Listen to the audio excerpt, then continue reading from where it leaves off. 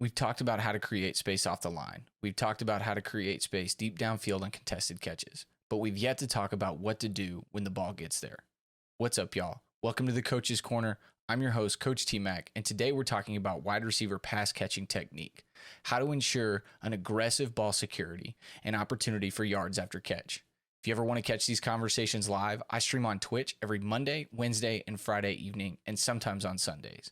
But make sure that you like and subscribe to the channel to catch all my video uploads. Now, cue the intro. It parts like the Red Sea. Nobody touches them. No, it's like when you hear that you made the 105, it's like Christmas morning. But if the ball comes in the B gap, I gotta make that play. Right? So not everybody starts at ground zero equally.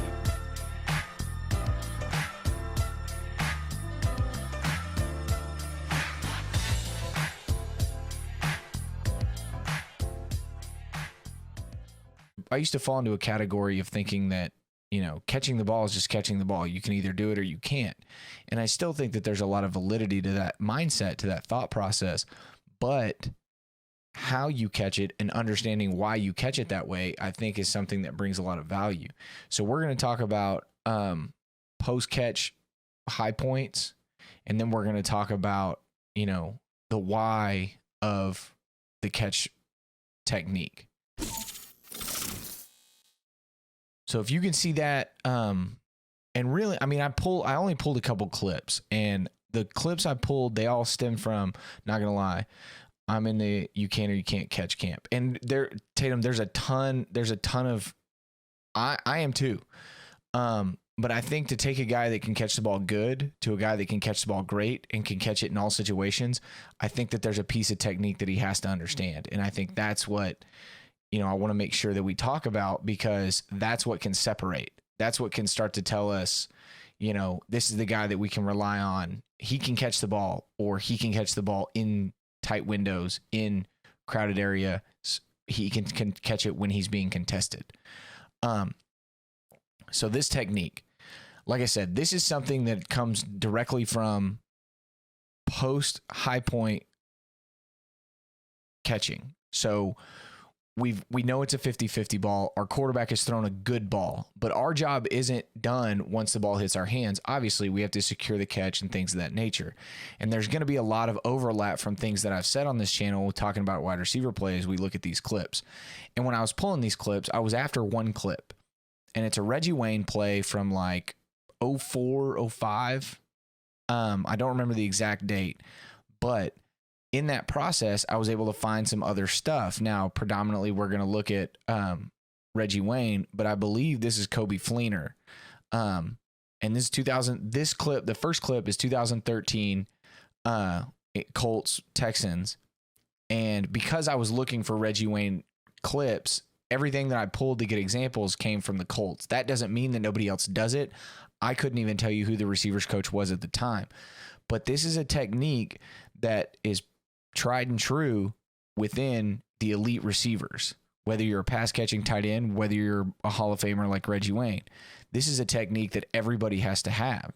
So when you look at this, like I said, 50-50 ball, everybody's got a fair shot at it. But once we come down with it because the quarterback has made a great throw, everything that we do after the ball hitting our hands is what we're talking about.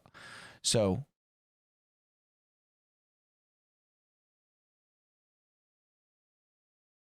like I said, they run a little pick switch. Okay, this is a great ball, right? This is double coverage, and Andrew Luck is saying, my guy's better than your guy. And for all intents and purposes, he's right. But I want you to watch. We're going to watch the wide, just let it roll.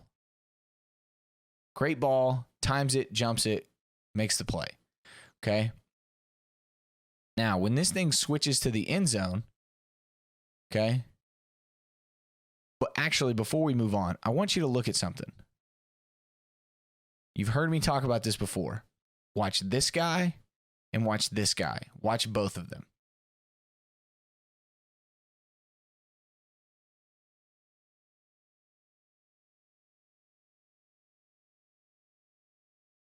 One guy is taking one responsibility, the other guy is taking the other responsibility. One guy is watching feet, one guy is watching the ball. And that's something that's communicated. And because Coby Fleener knows that, he knows that he has 4 eyes on him instead of 2.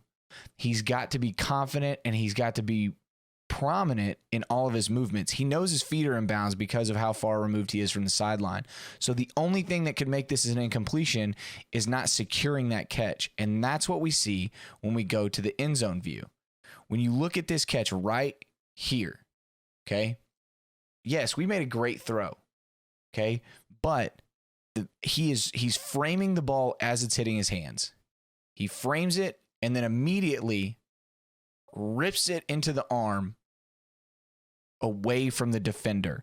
And that's kind of going to get into the second phase of this. There's 2 ways to approach post-catch receiver technique on a 50-50 ball. You can go up, you can catch it with both hands, you can frame it and then rip it to your down or away arm, right? That's what we see Coby Fleener doing right here. Ball hits his hands, he immediately tucks it. That way, even though there's 2 defenders, both of them are on his back. If he was to take that and say, I'm left-handed, I don't know if Coby Fleener's left-handed. I'm just saying if that was his thought process. If he said, I'm left-handed, I feel better here. Well, I can promise you an NFL DB is trained to, as soon as he hits the ground, ball his fist up and punch into that ball. So they're preparing for the post-catch technique that the DB is going to use. He's putting his body between the ball and the defender, just like we do on a hydrant, just like we do on a deep ball, all of these things. So as he tucks that football, he's putting it in the down arm so he can use his broad shoulders to box that guy away from the ball. Now all he has to do is squeeze it to the ground, secure the catch. We know we have a touchdown. Again, if you run this back, I'm a lefty. Yes, I don't know if Coby Fleener is. I'm just saying you can't rely on your dominant hand. You can't rely on your dominant hand. As soon as this ball hits his hands, boom, it's straight into his gut. And when we run it, they play this basically at full speed. There's no hesitation from that ball hitting both of his hands and going into the tuck. And if he was to tuck that into his left arm, now it's vulnerable to be attacked. And we're going to look at some other Reggie Wayne clips that show that as well. So now that's one technique. And that's for the guy that you're going up against. You're a 6 foot tall guy. You can catch a 50-50 ball. You're good at high points, but you're not genetically gifted to have a ridiculous wingspan or to have, whatever it is, that sets you apart, super broad shoulders and that long wingspan. You're just a guy that can time it up, go attack the ball, be aggressive in your tuck, and you understand where the ball needs to go. You can't just rely on, this is my strong hand, that's where I tuck the ball, because it could be exposed. In this situation, if he had gone to his left arm, they're going to rake through, they're going to try and punch it out, and there's a chance that it's an incompletion. And with a great throw like that from your quarterback, you don't want to waste it being lazy by trying to go to your good hand instead of the hand that you need to go to. Here's the other one. And I know people are going to look at this and say, yeah, but that guy's a freak. Okay. But Coach Ryan Tatum has a Power 5 receiver in his program who is a preseason All-Texas player and is a freak of nature. So this is something that he can apply. This doesn't apply to the 95%, but it could apply to that 1 or 2% within a program over a 4-year basis. And if a kid can do this, even if they match a good DB or a big DB, there's nothing they can do about it. Okay. So Reggie Wayne does the same thing. Great throw, high point, strong hands. But now what he does post catch, yes, he is. What he does post catch, snatch, take it away. Okay, he takes it one step further. Okay, because of the tight coverage, because of knowing his God-given abilities, his genetic advantage of the fact that I'm tall, I have a big wingspan, he takes this ball and he holds it away from him. He rips it away from the DB at the high point and then tucks it, all while securing it because he's got big hands, he's got long arms, all of these things work in his advantage. Okay, and when you go to the slow-mo, this is where you can really see it. This is a learned technique. This is something that Reggie Wayne practiced. You can tell because he immediately, as soon as that ball is secure in his hands, he extends his elbow. And he locks his arm out. And when he does that, look, as a good DB is taught, this guy is raking through his hands.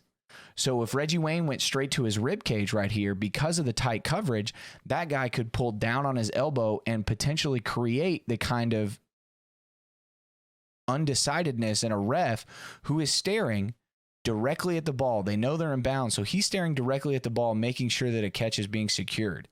So if Reggie Wayne was to go straight to that rib cage, because of the tight coverage, because of the hand placement of the DB, there's still an opportunity for him to pull through that elbow, create the kind of uncertainty within the ref that the ball is still moving and potentially be an incomplete pass.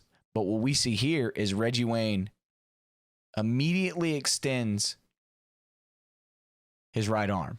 We actually work on this. We tell them to catch and then rip the ball away from the DB. Exactly. And there's different ways of doing that, and they're based off of different catches.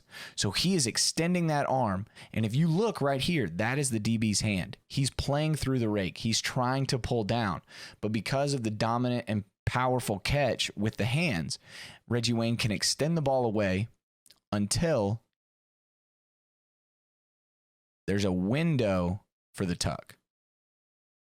Once there's a window for the tuck, he immediately puts it to his rib cage. Boom. Right there. Okay? So that's the big deal. That's the big deal. Now, there's another part of this, but I have to run downstairs. I apologize. I'll be right back. All right. Sorry about that. So now we've looked at high point, rip to ribs, high point, extension away. But now I want to talk about the second phase of you can catch the ball or you can't. What do you do once you know you can catch it?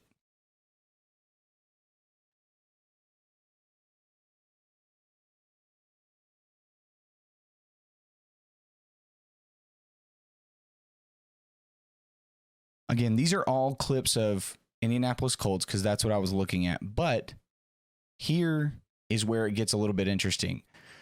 Kids don't necessarily always understand what arm do I tuck it to?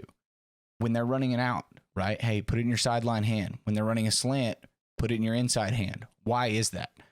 And I want you to watch Reggie Wayne catch these balls.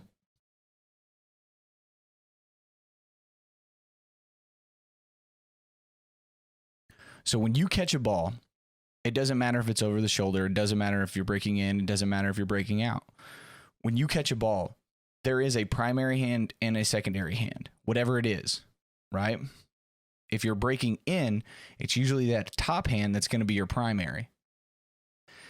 If your hands are turned over, if they're below your waist, pinky to pinky, that's where kids usually catch that ball and they put it in their upfield arm and the DB can rake through. And that's why we want them to understand. A lot of this is just understanding the why the ball goes in certain places. So in breaking route, Reggie goes thumb to thumb and immediately puts that in the protective arm.